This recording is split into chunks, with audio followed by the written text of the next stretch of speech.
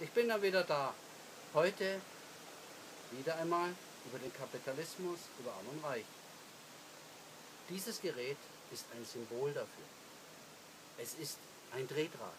Ein Drehdraht, in dem wir arbeiten, konsumieren. Und wenn wir das genügend getan haben, dann wird das ganze Ding umgedreht und der Rest aus uns Was heißt wird denn rausgepresst. Drehdraht? Was heißt denn Drehdraht?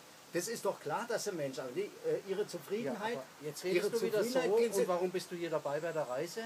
Weil du es psychisch nicht mehr geschafft hast, Burnout, ausgebrannt. das ist doch was weil ganz du anderes, fertig das trifft für manche Was hat das Berufe damit zu. was zu tun? Aber du pauschalisierst die ganze Zeit. Ja, Was ich ist denn bei euch pauschalisiere wieder? nicht, aber vieles, ja bei Ja, aber uns ihr ist habt's es leicht. kein Drehdraht. Ja, ihr habt's Ich mache leicht. morgens, mittags, abends meine Messe und gut ist. Du stellst dich dahin.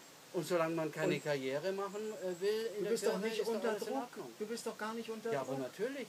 Was meinst Wo du, wenn der denn? Bischof zusammenkommt? Da müssen wir aber unsere Hacken zusammenschlagen. Da lache ich ja. Ja, ich habe Äußerlich. neulich in weltlicher Kleidung gepredigt, ja, da gab es einen Anschiss.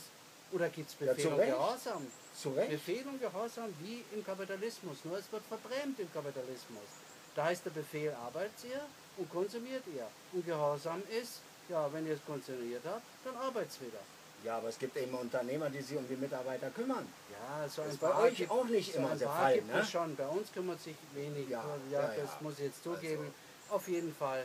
Ich wünsche mir, dass wir ein bisschen aus der Tretmühle rauskommen und nicht ganz so gepresst werden. Amen.